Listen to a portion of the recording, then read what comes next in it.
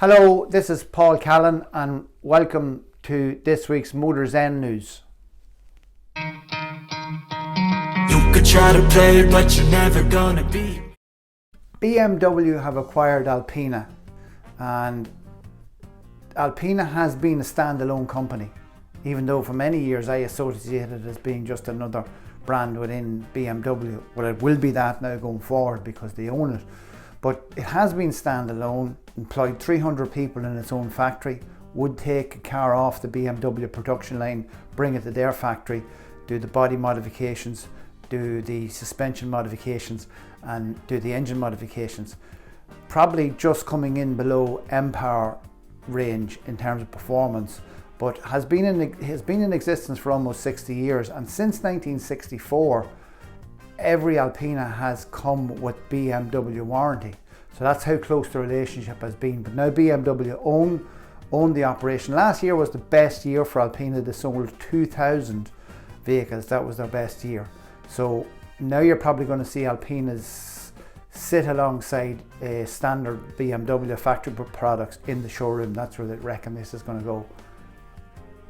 Ford is splitting itself into two separate divisions. It's going to have a division specifically for electric, which it's going to call Model E, and it's going to have a division specifically for ICE engines, which it's going to call Blue Division. Just recently, Ford also filed a patent in America for a combustion engine using hydrogen, but it's not quite clear whether this engine is designed to be the full and only form of propulsion, or whether it's going to be used as a hybrid, where the hybrid engine is going to use hydrogen.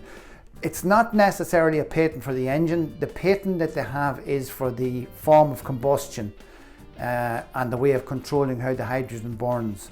They reckon they can run it at 68 parts air to 1 part hydrogen, which is coming in at a lambda around 2.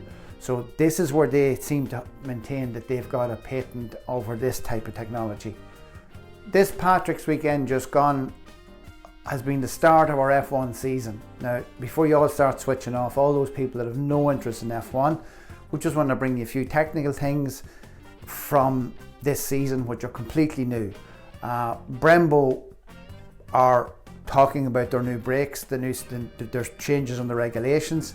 Previously they were running on a 13-inch wheel, now they're going to run on an 18-inch wheel. So you have differences now in your disc size. Your disc size previously on front was 278mm, it's now going to 328mm. 32mm thickness. Rears were 266, now going to 280, 28mm thickness. And also you're not allowed as many holes on the vented disc. You were previously allowed 1,480 in the front, you're now only allowed 1,100. On the rear previously had 1,050, you're now only allowed 900. No longer allowed to use perforated pads. There's 10 teams on the grid this year, 9 teams use Brembo. The 10th team, and I don't know which one it is, I haven't managed to find out, but the 10th team are using AP Racing, and AP Racing is also owned by Brembo. So a fairly dominant position there in F1 as far as Brembo are concerned.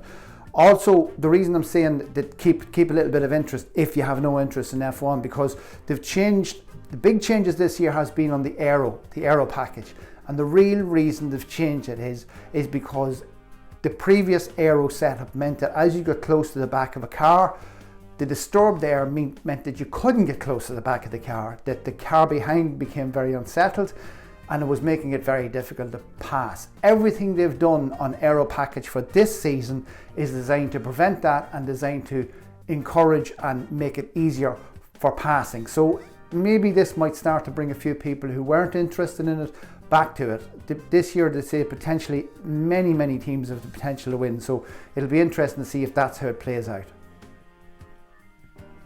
Hyundai are cleaning up the oceans.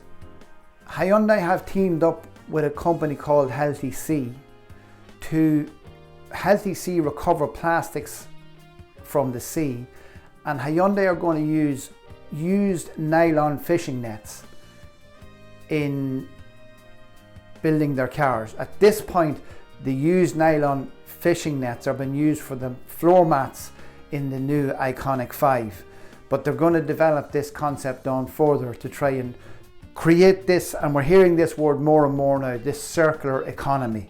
So this is something we're hearing from all the manufacturers who are trying to say, right, what we use, can we reuse? You know, so it's very interesting to see where all these concepts are coming. Almost every week now we see a new circular economy concept. This is a simpler one.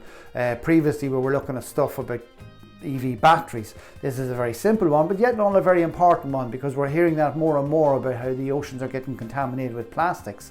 So it's good to see Hyundai setting out to say, right, look, that plastic, let us reuse it, and then continue to reuse it. So that hopefully the idea is that at the end of the life of the vehicle, these materials then get reused again. Age Garage Equipment are the importers for JAL Test. JAL Test is a truck diagnostic product. So anyone that's in the truck and trailer bus area or heavy plant, JAL Test is a product that you would need to get familiar with. Very strong on Nor Brem's braking systems, very strong on Wabco, very strong on Haldex braking systems. Age also give full training on the product, but JAL Test has been around now for 10 or 12 years, very strongly established, and really there's probably only two brands there. The other brand that's available is only really available out of the UK. So JAL Test, in terms of a truck product and a truck diagnostic product, would have very strong support here in Ireland from Age, from Willie Barry. So if you're in that area, trucking or truck brakes or bus brakes, it's a product worth looking at. Lamborghini had 15 Aventadors on the ship we spoke about that went down in the Azores last week or the week before. 15, that was the end of production. The Aventador was ceasing production. Well, what Lamborghini have said now, part of the Volkswagen group have said they're going to restart production in order to build 15 Aventadors for those 15 customers in America. So if you picture this now, in 20 years time or 30 years time, you're going to hear that this particular Aventador is up for sale. And I think the storyline on the car would be that it was one that was reproduced as a result of the original order going down in the sea. It's going to make the whole the line of history on those particular 15 cars is going to be interesting as they start to get older. Last ever petrol engine Lotus with the world's most powerful four-cylinder engine. The Lotus Emira is using an AMG engine model code is M139. It's 360 brake horsepower from a four-cylinder engine, but that's it. Lotus are finished now. This is going to be the last of the last. Again, another milestone in terms of engineering, in terms of technology, in terms of the changes we're seeing. Again, a brand that's so associated with performance and racing, going back to Formula One days. But now they're saying, Lotus are saying, that's it, we're finished. But when we produce this now, we will have no more engines. They're going to produce a new electric vehicle this year, so that's going to see Lotus go full electric. Remembering that Lotus is 51% owned by Geely, which is the Chinese manufacturer who's very, very heavily advanced in terms of EV. So they're probably going to pick up on a lot of the EV technology, because we know traditionally Lotus has never used any of their own running gear. They've always used, for many years, they were using Toyota engines. This is obviously a relationship with AMG Mercedes, but now going forward, they're going to be using probably Geely EV technology. Tractor drivers, only red and amber lights are legal on the rear of a tractor. I mean, how many times have you come round a corner? Well, I know I've done it.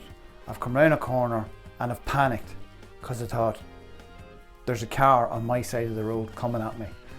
But it's because the guys have the plough lights on the tractor.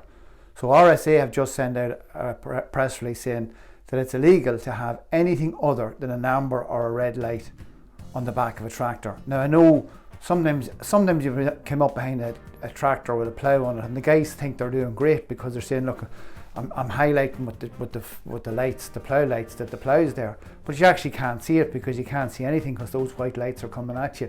So they are. I wasn't aware that it was illegal as such, But really it's something that really I've noticed has been a real danger, but they just highlighted it there in a press release recently.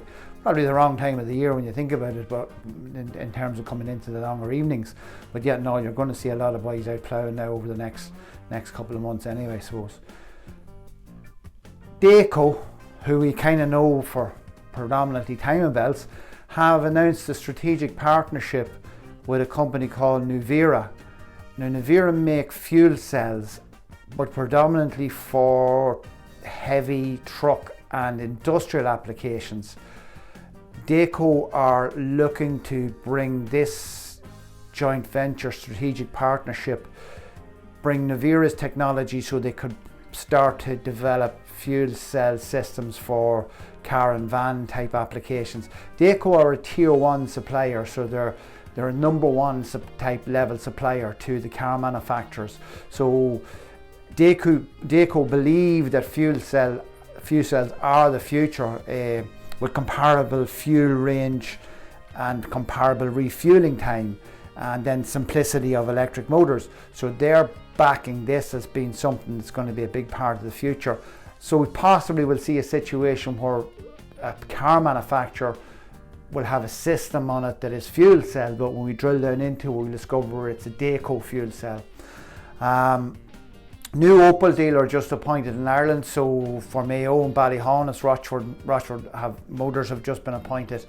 Opel, I think they were previously Seat, I don't know if they still are Seat, but I think a good time to be an Opel dealer because they're getting all that Stellantis, Peugeot, Citroën products are all now been rebadged or redeveloped up into the Opel range. So going to have an interesting range of products there, especially with the electrified and hybrid stuff that Peugeot, Citroën have as well. Getting really close now. Auto Inform is coming up on the 2nd and 3rd of April in RDS. A lot of chat out there now in the trade about it. Everybody seems to be starting to look forward to it.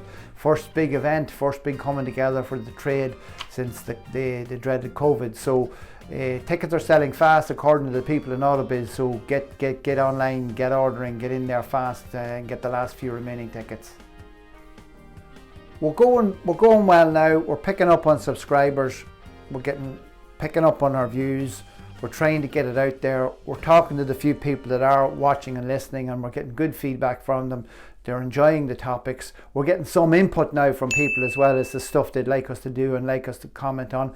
So please, if you are watching and you're starting to enjoy it or feel it's worthwhile, please like, comment, subscribe, and maybe send it to your friends on Facebook or whatever. Anybody in the trade that you know, just try and spread the word, get the message out there. Thanks for that.